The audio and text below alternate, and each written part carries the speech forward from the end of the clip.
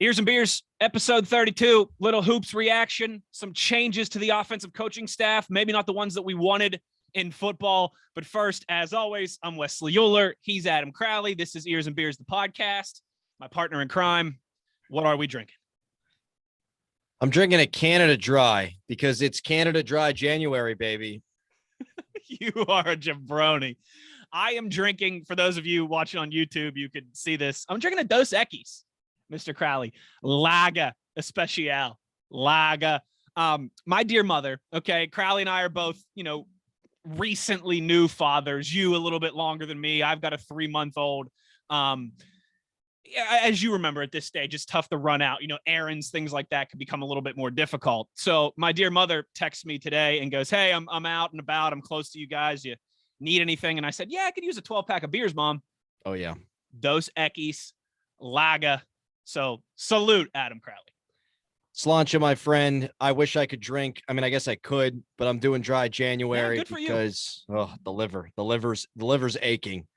We all got to take a step back from time to time. And you got to gear it up for the run to March for the Mountaineer basketball team, if there is one. But I know there's going to need to be booze consumed along the way. That's for sure. Yeah, without a doubt. My goodness, not a pretty one Saturday.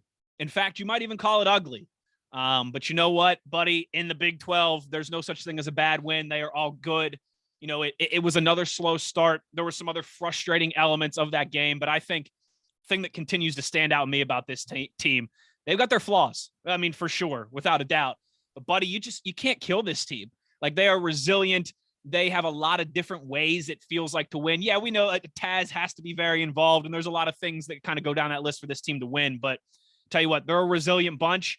And that was an important one Saturday, and you got to go get Tuesday night against Oklahoma State at the Coliseum as well. Yeah, you have to, and we'll get into that maybe in a little bit. I think it was good that they actually beat Texas because they're going to be feeling a little bit better about themselves. They've already racked up quite a few losses, so I like that. I think you're right about this team being tough to kill. They don't do a lot of things great. They guard well, but they didn't guard at all in the first half, and I know that Kansas State was uncharacteristically hot from three for anybody. I mean, nobody's going to go into the half shooting 70% and be losing a game or whatever it was they were shooting at the half. But a lot of that had to do with ball reversal and then West Virginia not guarding. Correct. A lot of step-in threes. It was a little bit of both. It was. And if you're going to give those guys the opportunity to shoot open looks, they're going to hit them. They actually have some shooters on the club. They had a lot of transfers come in, but West Virginia didn't quit. I thought that Kedrian Johnson taking the ball down the lane was really valuable, hit a couple of clutch free throws. Jalen Bridges was invisible, but he hit a couple of clutch free throws at the end. Bob Huggins didn't play him a lot, and then at the end of the game, he gets him in. He gets the ball, gets fouled. Yeah. Oh, absolutely. Especially with what the referees were doing there, right? I mean, Jalen Bridges had to wait a long time. They're reviewing. Was it the clock that they were reviewing? Of course, this is a day later now that we're recording this. I'm drawing a blank a little bit, but there was a elongated pause in there before he took that I don't know what happened. Throw.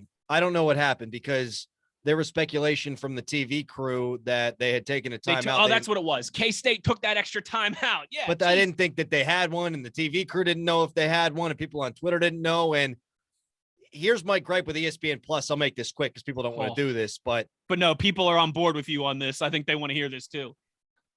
If you're going to do it on ESPN Plus, we have to pay for the coverage, which we are.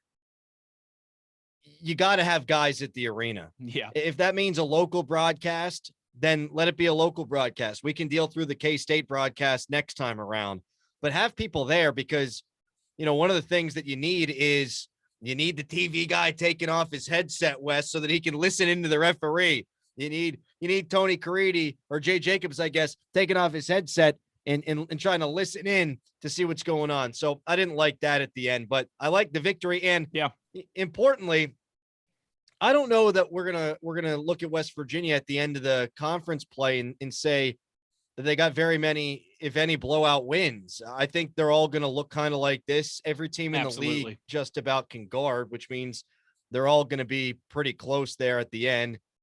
Find a way to pull out 8 or 9 of these, and you've got a good shot to make the tournament.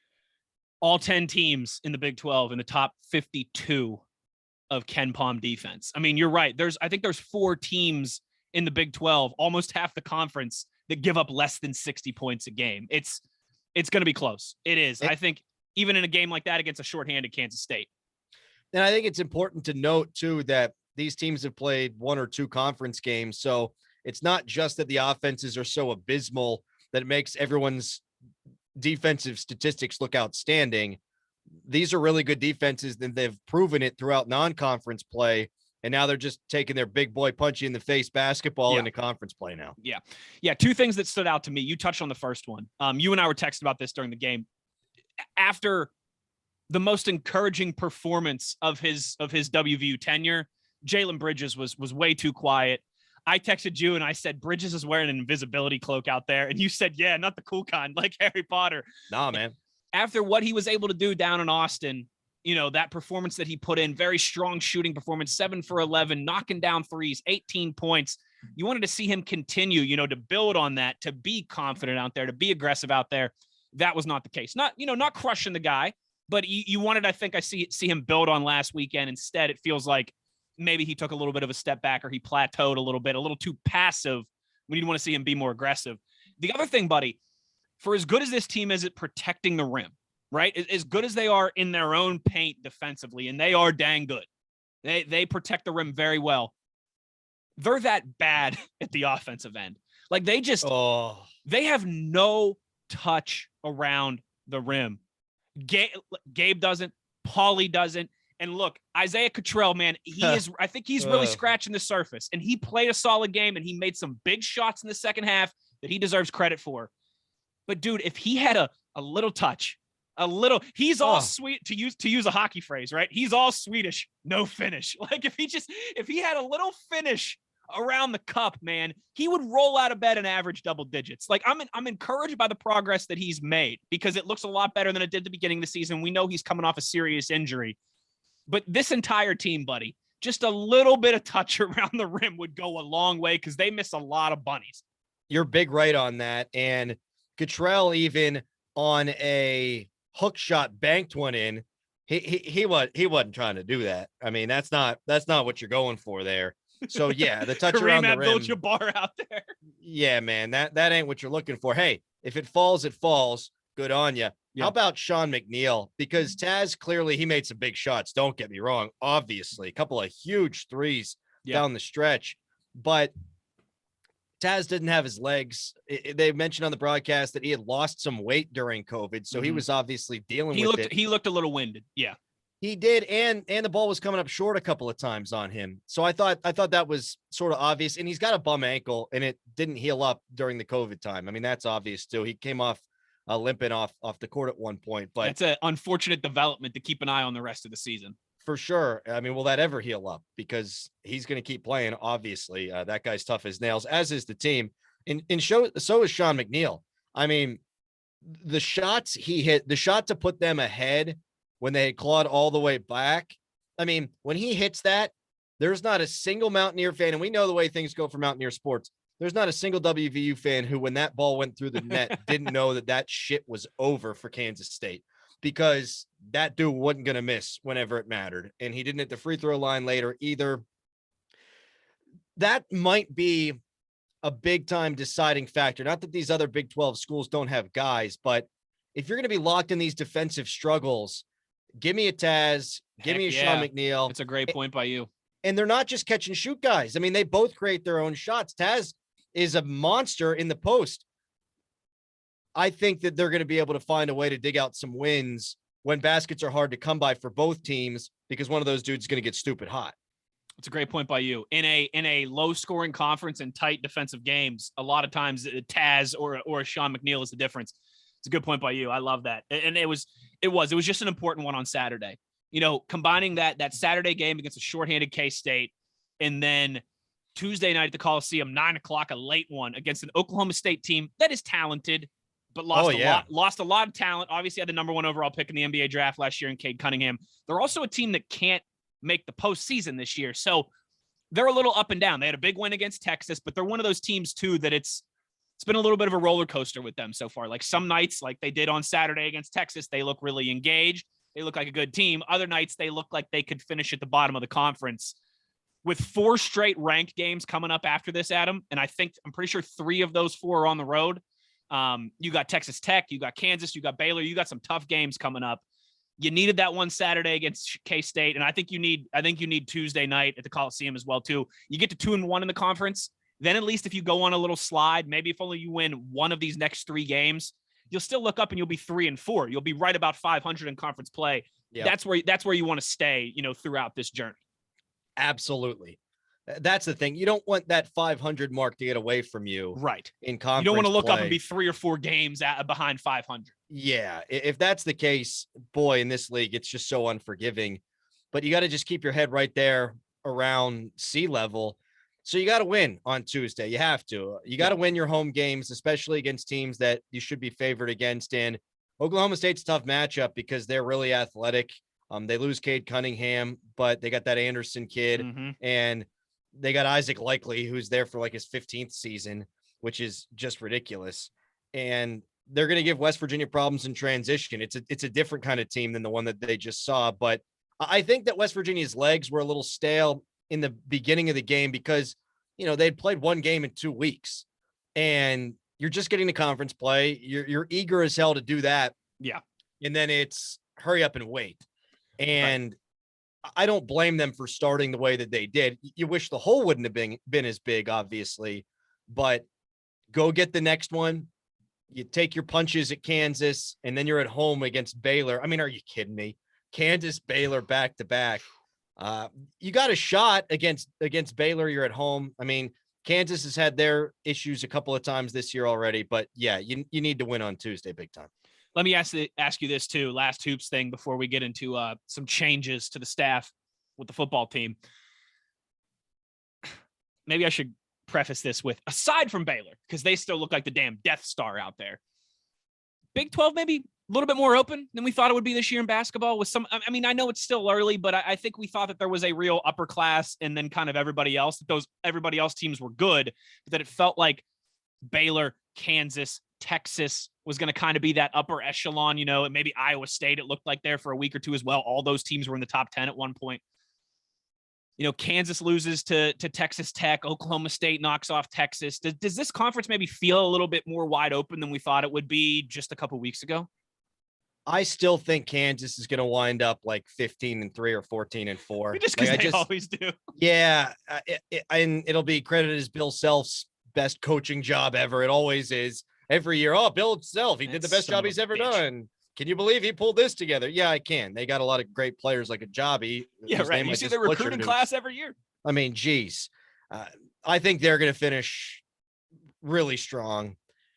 Texas is the one that I thought would be a top 10 kind of team just because Chris Beard and all the guys they brought in and the quality of guys they brought in. But it's taking time to gel. And who knows if it'll ever gel up to what the expectation coming into the season was. So I don't know about them. I think that the league is even stronger and deeper than I thought it would be. I don't know wide open, but I didn't know Texas Tech would be this good, and good job by Adams there for getting it together. Iowa State, I think that they're a flash in the pan, but you're going to go to Hilton and you're not going to have a good time. And they're still a team that can beat you, obviously. Yeah. Oklahoma too. They've had a pretty good season to this point. There are no easy outs. Like Kansas State was the easy out, and they're down guys. And you were down 17 points in the first half. Right. And they're down their coach, and then their other coach, and they got a GA sitting there talking to the other coach. So it's a deep, deep league, and 7 teams getting into the NCAA tournament, I think, is going to happen. Mm-hmm. We knew it would be deep. I didn't know it would be this deep. I thought Iowa State and Kansas State would stink in. They'll still punch you in the face. Yeah. They're what? Especially Iowa State. Kansas State's the worst Ken Palm in the conference, and they're like 64. Yeah. 63, something like that. Yeah, it's going to be tough. It's going to be a lot of fun. Like you said, got to win your home games, particularly against the Kansas States and the Oklahoma States. And that's what you got an opportunity to do here too. TCU, I think, would probably fall into that category as well. Yeah. And then, hey, if you can split with Kansas, if you can split with Texas, again, I don't expect us to split with Baylor. I think Baylor really is that good. I think they're in a different, I think it's like them, Gonzaga. That might be it this year. Like those two teams, we could have a rematch in the national championship game. It feels like they are, at least right now. There's still a lot of time to play. Teams develop, injuries can happen. But yeah, got to get these ones at home. Tuesday night looms large. Massive. Go get it done. I don't feel super confident about it, but if they bring the intensity that they did in the second half, knowing how important it is, I think they should be okay. And then again, take your swings at Kansas, see what happens. I think that's well said, buddy. Let's talk some football here. This is Ears and Beers, episode 32. I'm Wesley Euler. He's Adam Crowley. Now for a little pigskin. Buddy, when we asked for changes to the offensive staff, I don't think people meant Travis Trickett exiting. Perhaps your best recruiter, at least it feels like certainly on the offensive side of the ball. Ton of ties in Florida, great recruiter in Florida, and we know how important that is as an East Coast football team. I think if anything, we wanted more Tricketts on the coaching staff and not less. Man, your reaction to what's transpired, Travis Trickett off to South Florida by all credible reports to take their OC position. You'd rather him be on the staff. And my initial reaction was, why didn't West Virginia make him the offensive coordinator here? Right. That being said, I advocated on a previous podcast that I'd like West Virginia to add another OC, a guy from outside the building, because I think you need new eyes. I think you need new perspective. I think if you continue to try the same things, and who knows if they will, but if you continue to try the same things over and over again, I don't know that you can expect different results, even though you've got a different quarterback coming in and some moving parts, and the offensive line should get better. But you don't want to lose a great recruiter. And if they're going to keep things status quo, I would have rather them made a change-ish, and that's promote him to be the full offensive coordinator, as in the guy who calls the plays, the guy who has the final say there on the offense, instead of doing it by committee, which is sort of what they've been doing. And you know what is annoying with that too is like there's not much transparency there, right? Like you can't, even the people that are the most tapped in with this program, the Mike Casazes of the world, right? Like Keenan Cummings of the world. Ask them right now, who calls the plays for this offense? They can't give you an answer because there's not a lot of transparency there. There's essentially been like two offensive coordinators plus Neil Brown, who is a offensive guy. And we know he has some input. We at least know that much, that he has some input in the play calling. It's a whole lot of questions and not many answers. Yeah. At a time where the entire fan base is looking for answers.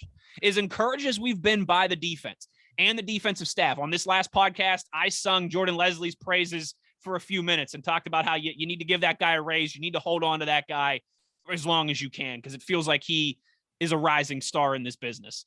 And we know that he was just in the running for the Troy head coaching job just recently. So I think you got to keep that guy happy and keep him around. But on the offensive side of the football staff, it's been the opposite. For as encouraging as 3 years have been on the defensive side of the football, the offense at best has plateaued. And you and I have also talked about how it's the Big 12 conference. You've got to score points.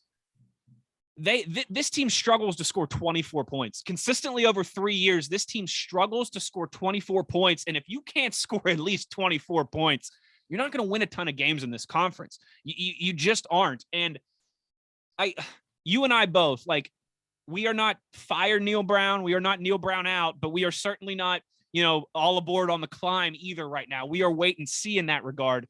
And buddy, all that I know is this: the offense in 2022 has to take a substantial, a big, a tangible step forward. It has to be noticeable, even to the casual Mountaineer fan who only watches WVU, the old gold and blue, on Saturdays and doesn't really watch anybody else, aren't maybe college football crazy like we are. Even if you're just a WVU casual who only watches college football 12 times a year when it's the Mountaineers, maybe not even that many, maybe you only watch 8, 9, 10 games a year. It has to be noticeable to the most casual of eyeballs that this offense takes a step forward next year, or I think it all falls at Neil Brown's feet. That lack of transparency, that lack of change to the coaching staff, it's starting to feel like the definition of insanity thing. And fourth year now, there is no more benefit of the doubt. There is no, it was year 0 and you had an empty cupboard. Well, there was COVID and you missed spring practices. All that stuff happened. But this is year 4, man. Like, you can only make those excuses for so long. You can only have that retractable leash for so long before you start pulling it in a little bit.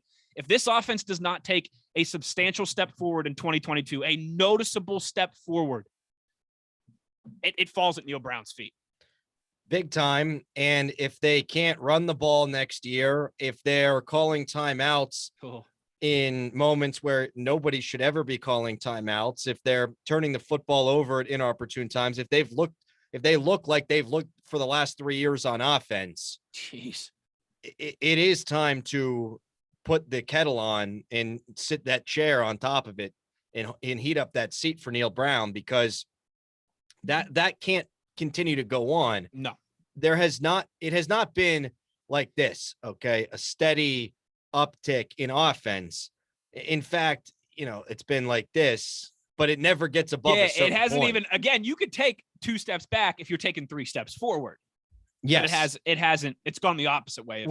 We've seen, like, this year we saw the Iowa State game. They had a good offensive performance. In moments against Texas, they had a good offensive performance in the second half against Texas Tech, but Kansas, I guess there was a little bit of that, but in the first half against Virginia Tech. All right, I got them all out. But other than that, I mean, it all looked the way that it looked in year number 1 and year number 2, and that can't continue. The one thing I will say to Mountaineer fans out there is, if you're looking for something to get excited about, whether it's this year or the following year, but I'm sure it'll be this year, at least in part, just search Nico Marchiol Bishop Gorman highlights. And that's the game where they came from behind late and won in just improbable fashion. But Nico Marchiol is getting banged up. He's injured in the game. He throws up on the field before the final plays, runs in on a 2-point conversion to win the game, is so physically exhausted, probably dehydrated, absolutely banged up, if not injured, that he can't get off the field, but he gutted his team to the victory, and he's got blood on him. I mean, that's a dude coming in here. And yes. The arm strength is there, and I think he probably needs a little bit more touch. That's my scouting critique. I mean, there you go. High school, but he seems to zip everything. Scout Crowley. But he's going to get the coaching treatment where he's going to learn now at the collegiate level. This guy has the intangibles. He's got the it. And you're probably thinking, well, any high school quarterback that comes in, they're going to have that. They were the alpha dog at their high school. No, this is different. He's puking, he's hurt, and he's running for the game-winning score, and his team is going nuts because they love the guy. He's pounding his chest. He took his high school the furthest they lost in the state semifinals. I'm pretty sure that's the furthest his school's ever been. They were there because this dude's a man. Yeah. I mean, he's a man, and he's been training like a pro. His dad, I was going to say, his dad also played for the New Orleans Saints, so he comes from a football family. His dad's kind of been grooming him for this moment. The arm strength and all that, obviously important.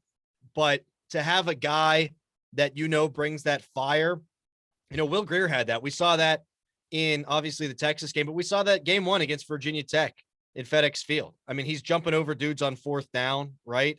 He had it.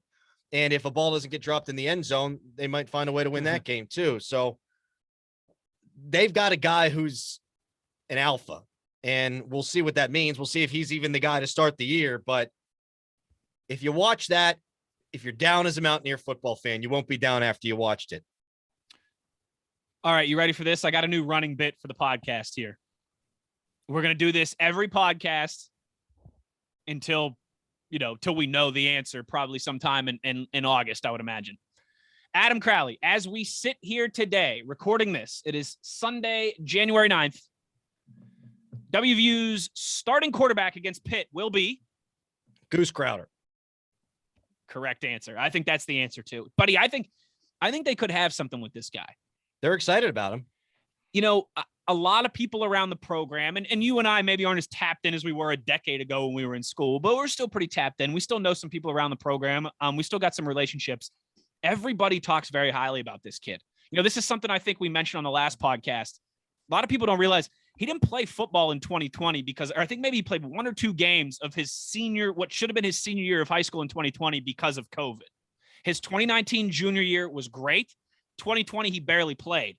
And a lot of people around the program think that if he would have had a normal senior year of high school, that some Georgias or Alabamas or Auburn or Florida or LSU or, like one of these bigger Southern schools, because he's an Alabama kid, could have swept in and maybe stolen him away from WVU. Last year he's a true freshman, and he hasn't played football again really in like a year. I don't think there was just ever really any chance of him seeing the field. But I think right now, if you made me guess, he's the guy with the leg up. And then, like, essentially, Nico would have to be good enough this spring, I think, to win the job from Goose. But I do. Like, right now, I think Will Crowder is their guy. And I think within the program, and I don't want to make it sound like drinking Kool-Aid or whatever, because they were, a lot of people around the program were saying good things about Deggy during the offseason last year. But there are a lot of people that think that this kid has got the goods to be a Power 5 quarterback. Yeah, and he's got that leg up because he's been with Neil Brown. He knows the system. He knows what it's like to be at Mountaineer Field on game day, all that stupid crap. But the coaches obviously put a lot of stock in that. Like, Garrett Green ain't going to be the guy because they've already talked about it. I mean, he wasn't doing what he was coached to do. The wide receivers in Neil Brown's mind were the best part of that offense, and he wasn't getting the ball to the wide receiver. So, we'll see if he transfers. I was going to say, I think he's more likely to transfer than to ever be the regular starter at WVU. Yeah. But so Goose will have the leg up. It helps Nico Marchiol, obviously. He's in Morgantown. He saw the snow. I'm sure that's a nice shot to the system for him. He's from Colorado, all right, before his family moved to Arizona. He's seen snow. Relax. Yeah, he ain't seen the municipality forget about snow, though, and then it takes 2 hours to go from Evansdale downtown. Like, brother. But he's there. To get from Pierpont to the Coliseum takes 2 hours. Oh, my God. Remember that for the Kansas game with Javon Carter where he hit the game-winning free throws? Do I ever? That was the last game. That was the last game I worked as a WVU student. So did you go? Oh, I was there, partner. Sure was. Weren't there like 8,000 people there because the snow was so freaking bad? Like, that's what we do in Morgantown. That was, I believe, the same game that Andrew Wiggins had like 44 points. And Kansas still lost. Bitch, because they've lost 6 times. Joel Embiid was sitting on the bench hurt. Suck it. How did that team have Andrew Wiggins and Joel Embiid and they didn't win the national championship? What? Anyways, I digress. Joe Mazzola is the only reason that Kentucky didn't win that national championship with all them dudes. So I think it's going to be Goose, but I like that running bit because you like that? I mean, in a week, now, who knows? Like, if who's we're doing on campus, if we're doing who's on first, if we're doing instant reaction, like 10, 15-minute basketball game pods. All right, I'm not going to be like, all right, who's the starter against Pitt? You should do it. Get you should do it, and we'll just do one-word answers and move on. All right, it's still Goose. We'll talk to you soon on Ears and Beers, the podcast.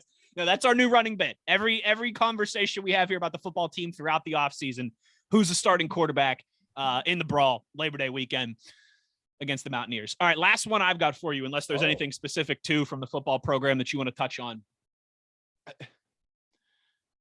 Is it fair? A lot of fans, a lot of our fans right now are clamoring for just Neil Brown to assess the situation, for Neil Brown to talk about the high number of transfers that have happened, throughout this year, guys entering the portal, for Neil Brown to talk about changes to the offensive staff and what's going on with Travis Trickett and all these things.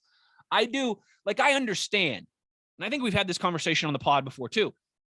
It's a tale of two units with the offense and the defense right now, right? You look at the offense and it's stagnant and there's no progress. There's no play calling transparency. There's a lot of transfers. There's a lot of questions.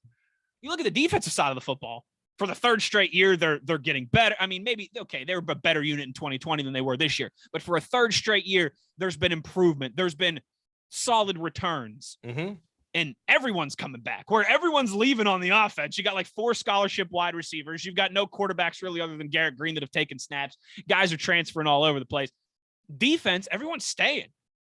JCS is coming back. Stills is coming back. They've got an opportunity to be really good again. Like, is it fair for people to be asking Neil Brown to just kind of state of the program address, it feels like? Fair to ask. If I'm him, I don't do it. I think that would convey a panic. I think that would make him look like he was trying to douse flames, that if he believes in himself and trusts the climb, you don't want to have a state of the program address saying, no, everything's fine. You just want to go out, take care of your business. That's fair. And not stoke the flames by feeling like you need to address something. I wouldn't do it if I were him, but of course, yeah, Mountaineer fans, they want that to happen, and I get why they want it to happen too. Buddy, that's all I got. Anything I missed? This is your Tony Reale moment. Any airs? Anything I missed? Wish I looked like Tony Reale. Guy's got a rockin' bod. Face for TV. He's quick on that mute button, too. Quick reflexes, the chiseled bod, nice jawline, great hair. I've said too much. But no, I have nothing else. That's going to do it for this episode of Ears and Beers. We're everywhere now. We're on Spotify. We're on Apple. We're on iHeart. We're on Google Podcasts. We're on YouTube if you want to look at our beautiful mugs and the beers that we're drinking as well, too. Tuesday night, listen, I don't know I know you, for those, most of our listeners probably don't know, Crowley has a crazy work schedule. He's an update anchor for iHeart. He's Mr. National. So he works some crazy hours. Tuesday's a late basketball game. I'm imagining you're going to want to go to bed because you're going to have to work like 3 hours after that game. Oh, but yeah. I will have a short, our typical 10-minute or so reaction pod after the Oklahoma State game on Tuesday. And then Crowley and I will be back next week to talk football. And we'll continue our running bit of guessing the start against Pitt. And you know what, too? Next week against Pitt, remind me of this as well. Or next week against Pitt. Next week on the pod, we've got to talk about the ticket situation at Pitt and this BS that they're trying to pull to keep WVU fans out of Heinz Field. We'll discuss all that next weekend. We'll have instant reaction Tuesday against Oklahoma State. Follow us everywhere you get your podcasts and on your social media channels. We're pumping out content like crazy, baby, to get us all through the dark, depressing winter. He's Adam Crowley. I'm Wesley Euler. Talk to you next time. Let's go Mountaineers. Let's go drink some beers.